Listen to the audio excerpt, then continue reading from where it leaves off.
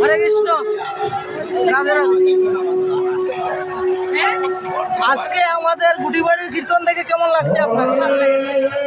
আগে আরো এসেছেন গুটিবাড়িতে?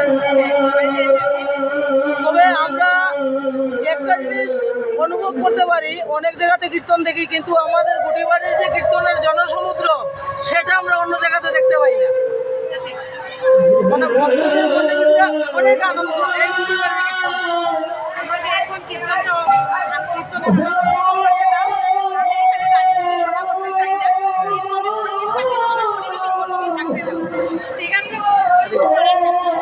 মহাপ্রসাদ নিয়ে যাবেন, মহাপ্রসাদ নিয়ে যাবেন।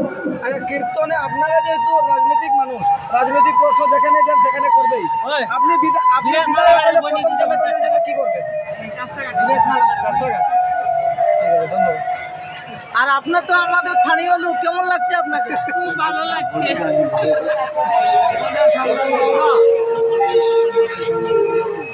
তো দাদা, আজকে তো কীর্তন চলছে, বড় কীর্তন। আজকে তো সমস্ত দিন ভক্তরা মহাপ্রসাদ পাবে। আগামীকালকে অবিলম্ব কীর্তনে আশা করি মহাপ্রসাদের আয়োজন আছে।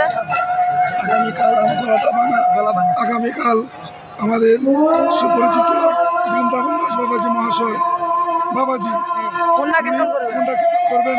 আপনারা সবাই আসবেন এবং প্রসাদ পাবেন। আমরা গলাটা ভাঙা বেশি কিছু বলতে পারবো না। ধন্যবাদ। ধন্যবাদ। দাদা, কেমন লাগছে কীর্তনে এসে?